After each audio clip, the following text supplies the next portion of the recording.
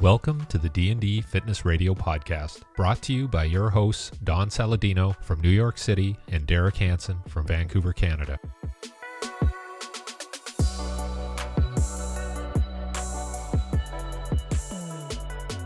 Everything's good. We're just kind of catching up. I mean, I still can't believe you two haven't met yet.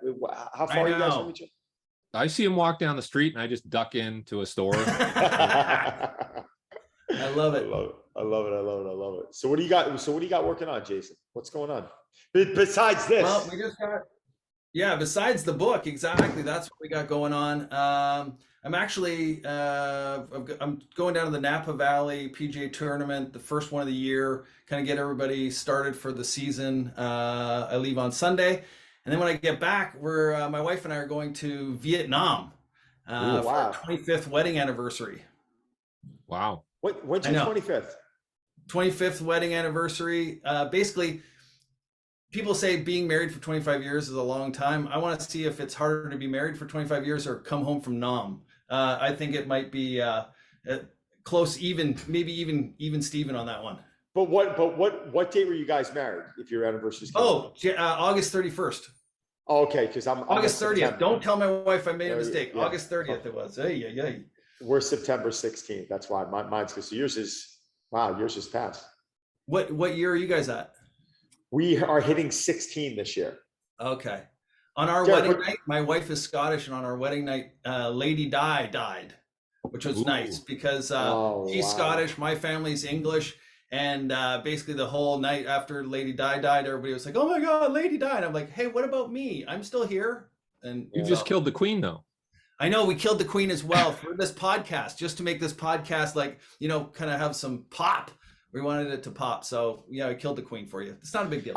I was late to that also. It wasn't until later in the day yesterday where I found out about it. I was so removed. We were shooting content. I was in here and my daughter's like, "I can't believe the Queen died." And I was like, "Oh my God, I didn't even know that. That's crazy." She's 96. Yeah. Everybody's shocked. I got to be honest with you. I know it's not popular, maybe in the States more so, but I love the Queen. And I didn't even how you put on a post, my favorite comedian dies or something like that. I always put a post on Instagram. I'm like, do I really put a picture of the Queen and say she died? There's something wrong about that. I don't know. So I just kind of left it as, let's just let this be. Did you ever see that Mel Brooks movie, History of the World?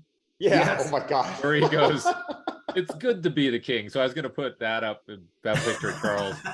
Oh my God. If Charles hangs on to that being the king, that's going to be a problem.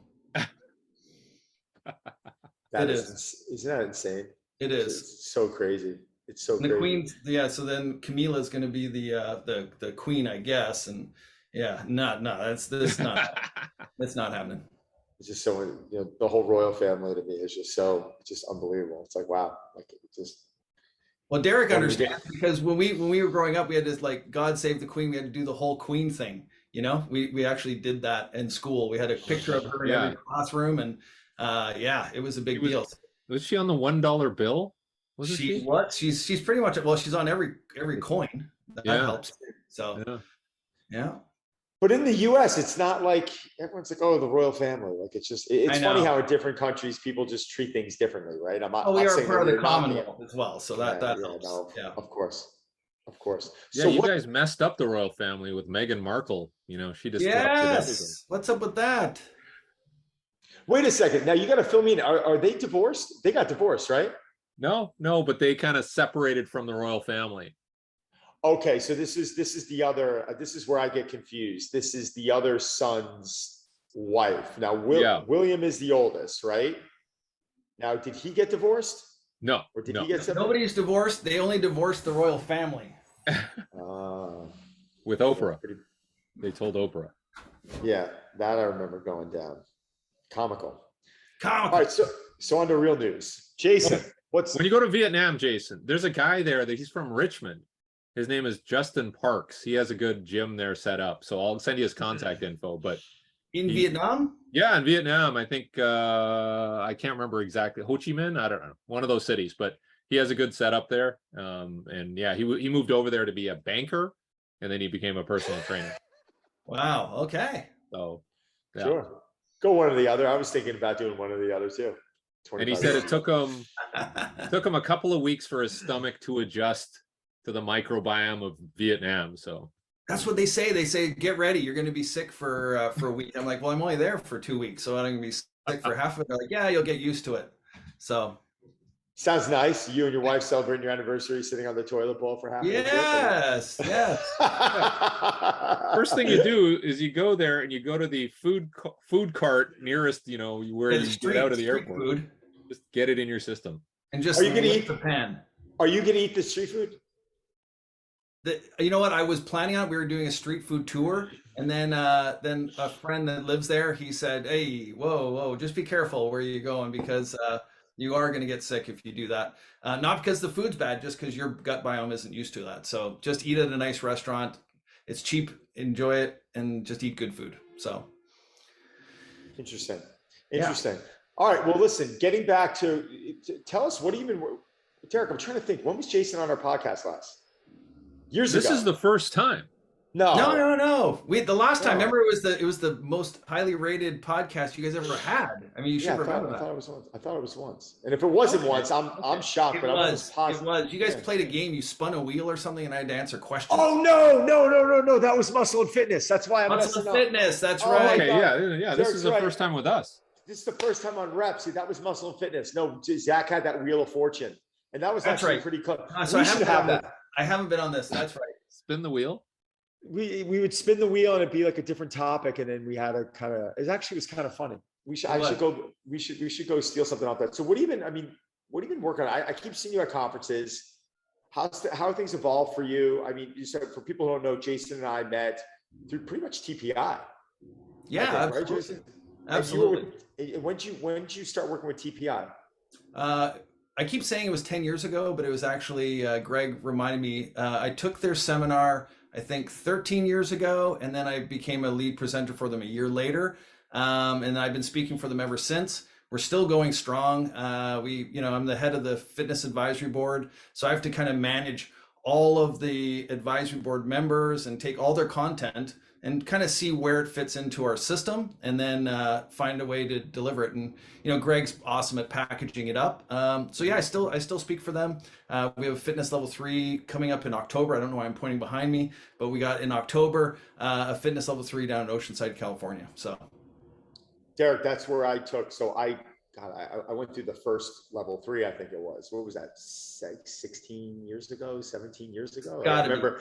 Yeah, it was so long ago. And I remember meeting, that's where I met Rob at the TPI, where they had those 2 or 3 day experiences out in Oceanside. I went out with my brother and Club Pro, and I remember like Greg taking me through an assessment. And I remember, sitting with Rob Yang, and, Rob's, talking to me about, fat and cocoa chia bars and all these things that were, you still remember. But that was when I first got exposed to TPI. And I still think to this day, it's my favorite. It's the one certification that I tell people, I'm like, I don't care if you're working in golf fitness or not, just go take it, get an understanding on how these guys teach, get an understanding about, movement and everything about this team is just so exceptional. And, that was way back when you were in shape. Now, since then, you've just let yourself go, Don. It's really been embarrassing to watch that whole just slide. It's like a slippery slope for you. You let yourself go, man.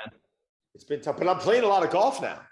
All right. I am, ironically, it was funny not to bring it up, and I don't want to talk about myself here, but a month ago, because I haven't been playing much golf in the last few years. And I used to play a lot of golf, and I think it was just because of work. And I was like, my game's not good anymore. I'm like, I'm going to jump into it like it's fitness. And I literally every day out hitting balls, practicing. I'll practice tonight, play. And it's like, you get worse before you get better, but what an amazing game. It really was very good to me. Derek, do you play? I don't. I live very close to Fraserview Golf Course. So I just half block away. I run around it and take my dog. But no, I don't play. How about you, Jason? Are you playing? Yeah. I mean, I kind of have to, I never feel like I play well enough because, all my athletes are either top ranked juniors, or they're college players, or they're PGA Tour players. So I'm surrounded constantly by great golfers. But I play off of like a 12 handicap, which I think is like decent. Like you can play with a good player, but you're never going to beat them type thing. Right. But you're not embarrassing yourself, put it that way. What about these juniors now? It's Oh, incredible. I went out and I played with a good friend of mine. His name's Pat Healy, plays golf for Columbia. And he was, we were on TrackMan and he was getting fitted. And, his carry was, I mean, this kid weighs 170 pounds and he's carrying the golf ball 320 plus, which I think for a tour player is very long. He's yeah. just long. He's long.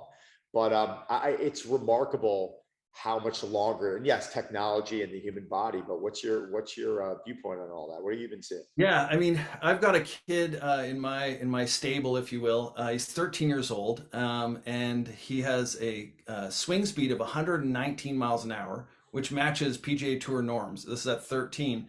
Ball speed of 173, which means that he's launching it out over 300, yeah, between 310, 315 at 13. And I mean, he's technically 13, but biologically he's probably like 17. But regardless, to be able to get that skill level and that kind of speed at that age is really impressive. So they're starting them earlier. I mean, they're hiring coaches like myself at 11 years old as my youngest junior, and we're doing speed development. Once they hit peak height velocity, we're doing speed development with them. And so they're getting world-class training that you wouldn't get till you get to the PGA Tour at 13, 14 years old. So these kids are growing up fast as far as the sport's concerned. Screw 10,000 hours. They're doing it in record time. They're just condensing it with good coaching. Derek?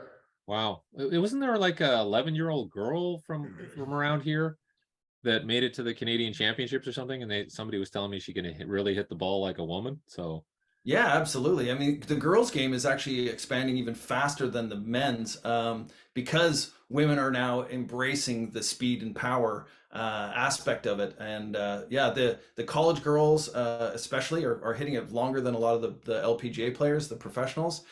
So it's turned into a power game basically, and so that's where I come into play. I'm a rotational speed coach, and I started in extreme sports. I wasn't even a golfer, but the science that I learned in extreme sports, I brought to golf, and then all of a sudden we had some huge gains being developed using like anti-rotation and deceleration training.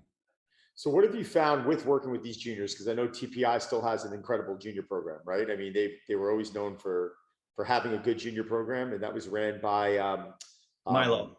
Milo. Yeah, Milo was running that, still is running that. So what do you when it comes down to training the juniors, can you let our viewership know, like, what are some of the things that you guys focus on according to the age bracket that an individual's in? Can you walk us through that? I Yeah, think they find that absolutely. interesting. The junior program is more geared towards the elementary school child. So it's more like teaching a child how to be an athlete. Can you skip? Can you run? Can you jump? Can you hop? Can you move laterally? Can you roll? Can you strike a ball? Can you throw a ball? Can you catch a ball? So it's very like fundamental athletic skill development. But once they hit peak height velocity and they've now matured, there is a portion of the TPI curriculum that covers that. But that's where I start. I start once they are going into high school. They're going through puberty. And I wrote the long-term athletic development plan for Canadian golf. So they gave me the responsibility of the physical aspect of it. So I had to write those chapters for each age development. And what I found was we basically, for everyone, like, well, how do you train a golfer? You train them to be a great athlete. You train them the same way you would any rotational speed athlete.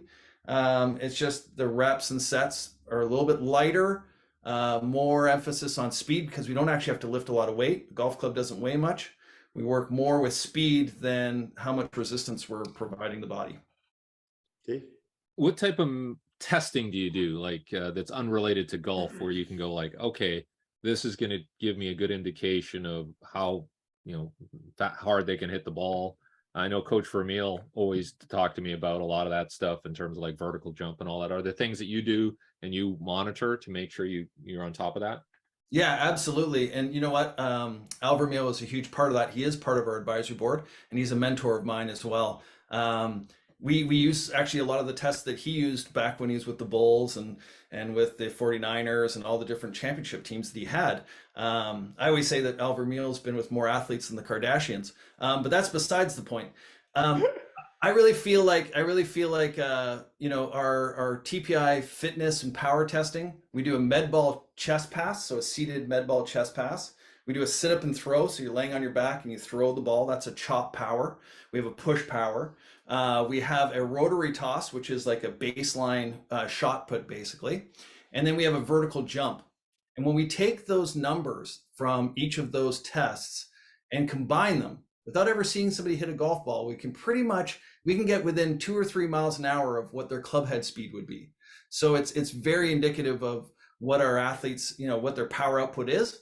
And we see that across all sports. You know, really, if you're a powerful athlete, if you can run fast, you can jump high, you can be explosive, you're going to be explosive in all sports.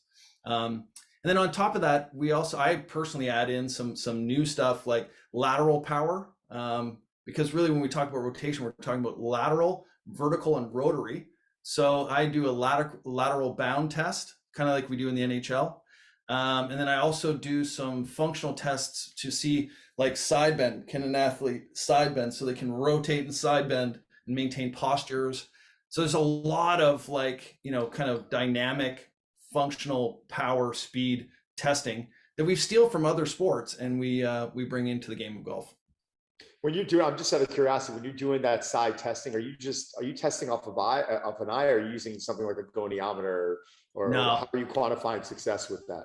You know what? I kind of stole that from, well, I've added it to it, the SFMA, the Select Functional Movement Assessment. So like, can you flex? Can you extend? Can you rotate? And I was like, well, in our sport, we need side bend. So I added the side bend, and I call it multi-segmental side bend. And I take the same approach that they have. Does it look like a uniform curvature of the spine, and do the hips get outside of the base of support? So are we actually side bending, or are we collapsing into it? So it is very subjective, but you'll know, like I did a presentation for Perform Better 1 year on that side bend test. And we basically, it's just like showed you 2 of them, and you can very clearly go, this one's not right, that one looks good. Then the next one, this one doesn't look right. And they didn't know why, but it was so obvious that, you know, the kind of the form of it didn't look quite right. So we work on that a lot. You know, it's fascinating. Sorry, D, go ahead. Sorry, I was just going to say, like, for that type of thing, do you use video sometimes, and how much do you use video as part of your measurement and monitoring? And yeah, you know what, I invested a lot of money into just the ability to capture movement. I bought this thing, actually I think I might have around here. It's called an iPhone. So I got one of these, and these have these little cameras, and what they do is we can record, and then I can like show the athlete the movement, and I'm just obviously busting balls, but honestly, that's all we do. I literally, every assessment I do, once I see something I don't like, I videotape it, keep it on file, videotape it, put it aside, and see how much it changes over time. And it's also a great reference to show your athlete.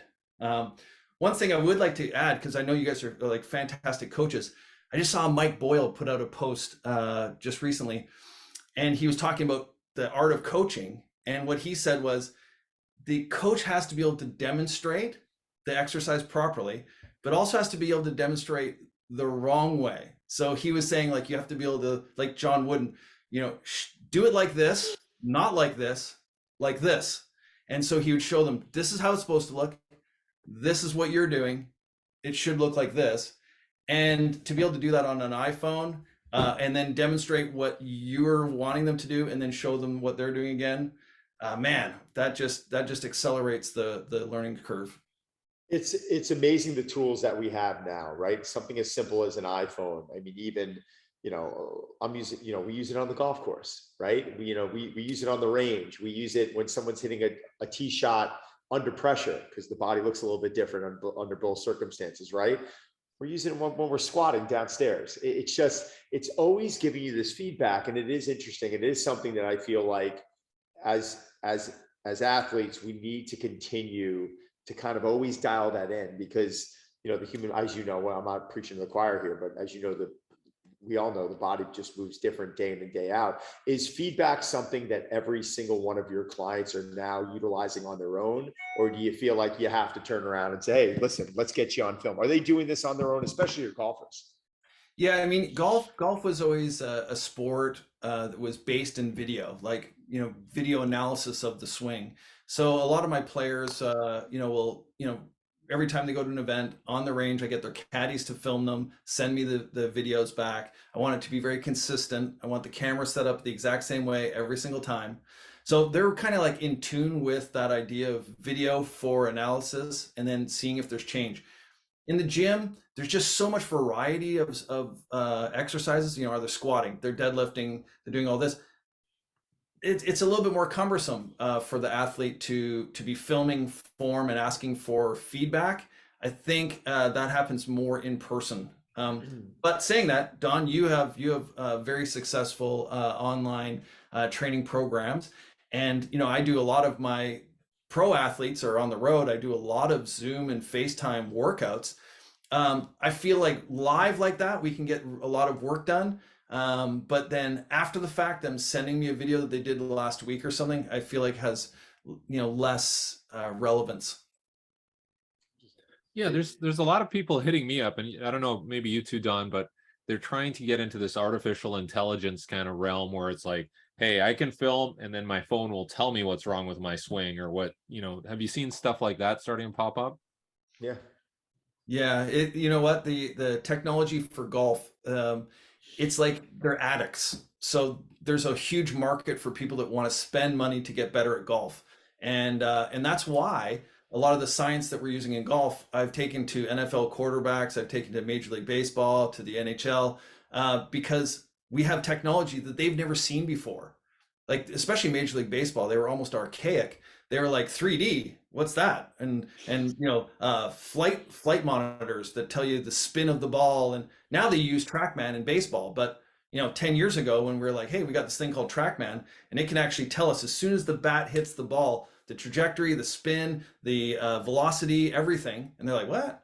Really? Yeah, we've been using it in golf for ages. So those other sports are starting to catch up to the technology. But now this movement technology that they got for video games, where you actually kind of set a standard and then you're trying to mimic it, that's a whole different beast.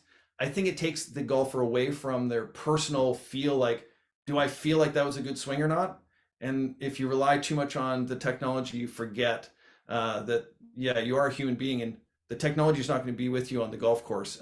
You're out there alone. So It's funny. I remember, back when I met Greg, I remember going through their program and when they had dartfish. You remember that? When they would go and, I don't know if you remember when they would, like, there was an image and they put your body in where it would need to be in, and everything with kinematic sequencing. I mean, I can't tell you how many people I ran through all of that, but there is this component I find, and it's very common, I think, in business. And I want to lead to your book in a second. It's very common in business. It's very similar in fitness. It's very similar in golf. It's just this level of, you got to work at it. And, if my golf game went to shit, which it did, what the hell did I expect? I'm playing 1 day a week. I'm not practicing. I'm not hitting balls. It goes to shit. And a month ago, I remember going out and I shot an awful round. And I was like, what the fuck am I doing? I'm like, I'm getting frustrated over this. I'm like, how did I approach fitness? It was like, where did I want to be? What did I have to do every day to get there? It was either play or practice. There's different elements in my game I have to work on. There's different elements in my fitness I have to work on, right? Like there's a cardiovascular component. There's a muscular strength, muscular endurance, mobility. That'll hopefully lead to good body composition change, right? And there's all these things that you have to focus on, like in golf, your putting, your wedge game around the greens, your mid-iron game, your T-ball, your longer irons. There's all these things that you have to work on because, as you know, Jason, better than anyone, one part of your game could be firing that day and everything else can go to shit. But then when you start putting golf's such a hard game. And I'm like, it's a difficult game, but if you put your time into it, you're going to get a lot better at it. If you put your time and effort into it with fitness, or Derek, with you sprinting, right? If you don't use it, you lose it, right? And I think people start kind of falling back on these excuses of, oh, it's really hard. I'm like, yeah, but you're not really taking the same approach. One of the biggest Wall Street moguls in the world was a client of mine for years. The guy's worth over $50 billion. And he was so phenomenal in one aspect of his business, but then his fitness and golf were shit. And when you look at how he approached both of them, they were like I can't even tell you, different worlds. They were completely different. What's your opinion on that? What do you, what's your outlook? Like, is it that hard of a game? Is this all really that difficult, or are we just Yeah. making it harder for ourselves? No, it is. It is literally that hard, and it should be that hard. But people's expectations are always way higher than their actual skill level. Rarely do people, like, if they saw how a professional golfer practices and has a practice plan and the time and energy they put into it to be able to hit a ball to the exact distance they want, curve the ball the shape they want, and have it spin and stop and do all those things. Nobody has time to do that, what they Right. do. And so we shouldn't have expectations that we should be able to match that. And everybody, just like, let's say, looking at an Instagram feed, they're always looking at the highlight. So they'll hit one good shot in a round, and then they assume that every shot should be like that. And that's just not the way it works. And then the pros are the opposite. They're hitting great shots 95% of the time, and then they focus on the 5 bad shots. And that's all they remember is the 5 bad shots. But I understand where you're coming from. Then you'll appreciate this. I go surfing with Rob Yang 3 times a year usually. And every time I go down there, the first day I get into the water, he always drags me out into the big waves. And I always fail. Like, I just absolutely get washed to the beach over and over and over again. And every time I get afterwards, we're having lunch or something, I'm so frustrated. I'm just like, oh my God, I've been working on my pop-ups at home. I've been like doing all my mobility work so I could pop up on the board easier. And he goes, Jay, you haven't surfed for 4 months. Yeah. Why did you assume that you'd just be able to pop up and get into a barrel? Like, he goes, you come down for 2 days, you surf, and then you go home for like 4 to 6 months, and then you come down for 2 days. He goes, how are you ever going to get better? And I was like, man, yeah, I got to move down here. I think No, but but I think it's that expectation. Because when I said, is it that hard? I didn't mean to be a tour player. I meant to go out and be a casual single digit handicap player, which I think a lot of people out there, the majority of the people out there would want to have. Like, being in the single digits, going out shooting, 80, 79, 78 would make a lot of people happy. But even at that level, people don't want to put in the basic fundamentals. They don't want to turn around and go, well, I got to hit some balls. I got to putt. I just want to go out and play. I just want to go pop up on the board twice, If they want to, here's the trick. If you want to break 80, here's the deal. Like, get a little pitching mat or something in your backyard and just chip and pitch the ball. Just do that. You do that and you're probably going to break 80 if you're really good with your short game, because you're not going to hit the ball always in the fairway. You're not, when you're in the rough and you try and hit it onto the green, you're probably going to come up short. You're going to hit it a little bit long. You're going to hit it left. You're going to hit it right. But you chipping onto the green and making it up and down, that's what makes you break 80. So all these people, they go to ranges and they hit balls, driver, hit long. I got to get longer. No, you suck at short game. So if you work on that, you're going to break 80. Dave? How much are you brought into the fold when injuries pop up? Obviously, if you train properly on the performance side, you're going to have less injuries. But how do you approach that in terms of preventing and managing injuries with your clients? Yeah, that's a great question. One of the things that I learned at TPI is that team approach. So I usually work hand in hand with the medical team, usually a chiropractor, soft tissue specialist, and really working. I want to train the athlete while they're going through the rehab, train the athlete while they're trying to recover from their injury, so that we don't get like, a loss of other things that, we have function in. Because they pulled a hamstring doesn't mean that we have to lose core control, doesn't mean we have to lose the ability to use your pelvis and scapular stability and all that kind of stuff. So I'm constantly working with the medical team to say, what can we not do first and foremost? And then from there, now give me carte blanche for other aspects of their fitness, so we can still keep the engine rolling and moving forward while we're waiting for that hamstring to recover. So I think the team approach is, you have to do that nowadays in a competitive fitness with a competitive athlete fitness program. All right. Well, listen, I want to shift gears for a second because, Jason, you've definitely, given me some incredible input in my career. I remember when a speaking engagement, I think I want to say, God, where were we? Were we were in California, and you came to one of my talks. Yeah, Jason came to one of my talks, and this is when I really, I looked at Jason as a friend, and I really respected him and his opinion, because a lot of times people will massage your shoulders and tell you, what you did that was good. I've never been that type of person. I want to know. I know what I'm good at. Like I want to know what I can improve. And so Jason gave me some incredible feedback after a talk that I gave, and I remember kind of coming back and almost revamping everything on this business talk that I was giving on social media. And I'm really happy to say that you were a big influence on a course I'm launching next week, which I'm excited about. We'll have a conversation later on. So thank you. But you just put this out, right? Dream big, over deliver, be undeniable. And I started it. I'm just in the, I'm in the beginning, but you know, this is like your life's work in a way, right? This isn't something that you learn in a year. This has been, you know, decades of you learning, making mistakes, having great mentors, and you're putting in together in this. Can you explain what motivated you to do this? Yeah, absolutely. You know, This book was literally a life's work. I know a lot of people can publish a book and a lot of people do ebooks or whatever, and that's fantastic. But this was really, I've been doing a mentorship for 10 years and guiding fitness coaches, medical coaches, technical coaches, and kind of really anybody that wants to have like a entrepreneurial spirit business. And I mentor them, and the lessons that we learned along that process, I put into this book. It took me 3 years to write this. It's very personal to me because it has a lot of personal stories about my journey to becoming a world-class presenter, strength coach, stand-up comedian, and all the different things that I've done in my career. All those lessons that I learned and kind of the journey is all in here. And it's really like, I wrote it for the person who, everybody has dreams and everybody says, oh, I know what I want to do with my life. And I if I only had a chance, I would do X. And rarely do people actually see it through. Obviously, I'm speaking to two people that know how to dream. Just that facility you're sitting in right now, Don, that's a dream, and you saw it through. And there was a process that took place. But the problem is that not everybody has that ability to actually execute on their dream. But even worse, they can't even picture what you put together there. They can't even in their mind imagine the fact that they could have that. So first and foremost, I always go backwards from, we call it dream big, because I want somebody to dream so big that the thought of it coming true makes their hair on their arms stand up. It should bring a tear to your eye if the thought of like your gym turning out the way it did.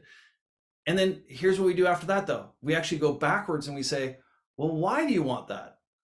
What are the things that have led you towards needing your own gym, have your own business, a place of your own? Why do you feel like the need to have all these different things? What currency are you trying to acquire here? Do you want fame? Do you want money? Do you want security? What are you trying to accomplish in this dream? And then once we get to the bottom of it, some people change their dream because they realize that what they thought they needed, like I got to have my own gym, turns out that wasn't going to fulfill them. It wasn't going to give them joy. So then we can fine tune what the dream big really is.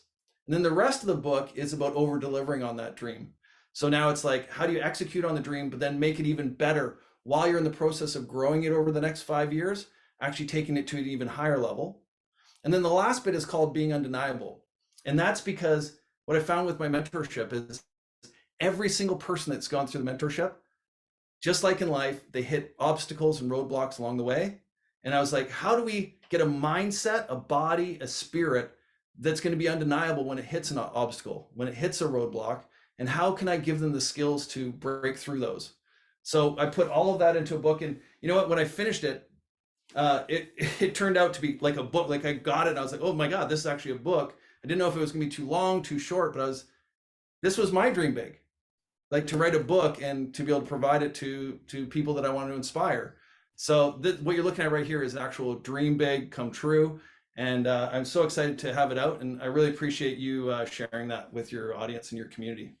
Now I'm going to kick it to Derek, but I'll something I'll pass on right after. D, anything? How long did it take you to write that? Like from conception to like getting the pen to paper and editing and all that? Because I know it is a process. It is. To be honest with you, I started it probably 7-8 years ago. A little bit. I thought I should write a book, and thank God I didn't because I wasn't ready. And then I started writing. I was like, you know what? I'm kind of cumbersome with writing. I'm better at talking. So I started my Coach Glass podcast, and now we're 1 million listeners. We've just reached the 1 million listener mark. So that means we've had 1 million downloads. But that podcast was basically like the working through the stories that went into the book. So then when I said, you know what, I'm actually going to write the book, that was 2 years of like every, 4 days a week, get up at 6 before the kids get up, before everybody gets going in the house, and write to 8. So 2 hours a day, 4 days a week for 2 years. And then I thought, oh, I'm done. And then I realized, oh, apparently I'm not. A year of editing, reading it, rewriting, re-editing, and all that kind of stuff, and then getting it finally out on Amazon and published. Yeah, it was a 3-year process, and yeah, it was a lot of work. I'm still recovering from it. Well, listen, I mean, first off, I think this is a huge accomplishment, right? I mean, you've had such a high level of success in the, business world, golf, fitness world, call it what you want. So to be able to put this on paper and see it through, I think is something that a lot of people just don't follow through with that. I'm sure at times, it's not always easy, right? You're waking up at 6 a.m. Maybe you had a late work night, a problem yesterday, then you got to flick that switch and suddenly focus. But, it's good for me to see a friend follow through with their dreams and do something on such a high level. I tried to write a book once with Garden of Life. They were co-writing it. We got a year in and I was like, like, this is not my voice. This is not what I want to do. And it wasn't good timing with everything else. So I can understand and respect on how difficult it is to do. How's it been received so far? I mean, I'm sure you're getting an incredible response from it. It's been fantastic, and you're a big part of that, Don. Thank you for sharing that with your community. But I got to be honest with you, it took a lot to get it out, because it's really an inspirational book about dreaming big and overcoming adversity. And then right when I was in the process of writing it and having that momentum and writing it, something happened, and we all know what that is. COVID occurred, and I got to be honest with you, for about a year, I really wasn't motivated to write. I didn't want to get up in the morning and write about how you could achieve your dreams when I was struggling just to get through the day, and motivated just to, to try and get through my own day. And it was really tough. I thought I was going to lose my gym. I thought I was going to lose my PGA Tour players because I couldn't get into the States to see them. I thought I was losing everything, to be honest. And who wants to write about that? So what I had to do was I thought, well, if I'm not going to write, I'm going to read it. I'm going to go through some of the process of editing it. And I started reading some of the words that I had already written, and I just started taking them on myself. I was like, how can you write a book about overcoming adversity, and then you can wallow in your own self-pity here? So I took my own lessons from my own book and tried to apply it and pull myself out of a funk. And so, yeah, it's kind of like, it's a little bit of, I don't know, like a revelation to finally get it out to the world. And I think those lessons still try and stand true today. I think it's awesome because, I mean, of all the success we've seen, I more enjoy the stories of failure. I love sitting with old clients of mine who are performing at such a high level, and to hear that, the founder of Tommy Hilfiger was sleeping on his desk for 2 years, like stuff like that. I'm like, what are you talking about? You sold a $4 billion company. He's like, or Calvin Klein saying that he remembers walking on the beach, not knowing if he was going to be in business the next day. To me, that's real. And that's what I think we lose with social media and certain things. Social media has given me a lot. It's given a lot of people a lot of things, and it's been very helpful. But let's not forget that, to hear a story like this, to hear someone who has a level of success like you, but be open that, no, that was a tough time for me. I think that's a remarkable story. And I think it's motivating, it's inspiring. It's something more people need to hear, because, it's not if, it's when. It's when are things going to go to shit? We're going to lose loved ones. We're going to have trouble in business. Something's going to happen. Unfortunately, it's not if, it's when. And how are you going to rebound from it? And I think you did it. I think you did it remarkably. Well, I really appreciate that. And if we have time, I would like to just share a quick story. Please. We during COVID, maybe 3 months into it, when everybody thought, oh, this is just short-lived. There's 2 young boys on my street, high school age kids, and their dad died. And it wasn't from COVID. He just died suddenly. And the whole neighborhood kind of rallied around to help the mom and these 2 young boys. And I thought, they're not going to have that role model. They're not going to have that parental, that father figure in their life. And I can't be that person because I'm not their father. I never will be. But I thought I'm not going to be one of those people that says I'm going to help and support and then give up on the kids later. So that summer I decided I'm going to take a lesson from Dan John, and I opened up my garage door where I have my home gym. Opened up my garage door and I said, Friday afternoon, we're working out. Whoever wants to come, I didn't want to isolate those kids. And I said, any kid in the neighborhood who wants to come and work out, I'm working out on Fridays at 2:00. If you want to join me, you're welcome to. First week, we had 12 high school age kids from our neighborhood come and work out. Those 12 kids continued to work out for the entire summer. So we did, I think it was about 14 weeks of training. And the community actually awarded me a community leadership award for doing so. I didn't ask for that, but I guess one of the parents said, this is what we want to do. But at that time, all this stuff was happening. Like, I couldn't work in my gym. I couldn't do what I was, I couldn't coach my players. And I sat on the electrical box outside my house with the two boys after each session and just talked about life. And there was one day that when they walked away, the one kid just turned around and he goes, thanks, coach. And that just, like, my heart, I was like, oh, that's what I'm here for. Yeah. Oh, I'm here to be a coach. That's what I'm being put on this earth for. Yeah. And that just made me go, okay, it's time to get back at it. And I got to go out and coach. I got to be a leader, a mentor, somebody who's going to inspire others to their own greatness. And at that point, I was like, all of a sudden I had energy again. And I was like, okay, we're getting back in that gym. We're going to get going. And this is what I want to do. And it really fueled me. So as much as that hardship through COVID affected me, it also made me realize what my purpose is. So there was definitely a silver lining for sure. I find that good coaches, that's what brings them back. All the success, whatever you do in life, you'll always be a coach. Derek, you'll always be a coach. I'll always be a coach. It's why we got into it. It's what makes us feel best. You both are two of the best that I know. So just keep doing what you're doing. Jason, can you do me a favor? Let everyone know, and I don't mean to sound salesy, but I did start this. Where can they find this? Where can they find more about you? Tell us. Yeah, it's really simple. Jason Glass Lab, LAB. So jasonglasslab.com. That's where they'll get my podcasts, which are all free. We have 460 episodes up there for you. We have the book. We have my mentorship for people that want to actually go through the process of the book in person with me through video calls and stuff. And then we have my online training programs for coaches that want to learn how to train rotational athletes better. So all those things are at jasonglasslab.com. If you want to bypass all that, just go to Amazon and go under books, put Jason Glass, and it should pop up. I'd be honored if your audience, just especially if those of you who feel like you have a dream that's, unquenched, get the book and start the process. Well, we'll be passing it on to our communities, both Derek and I. And listen, man, keep leading by example. Super proud of you. Super honored to know you. If there's anything we could do, you let us know.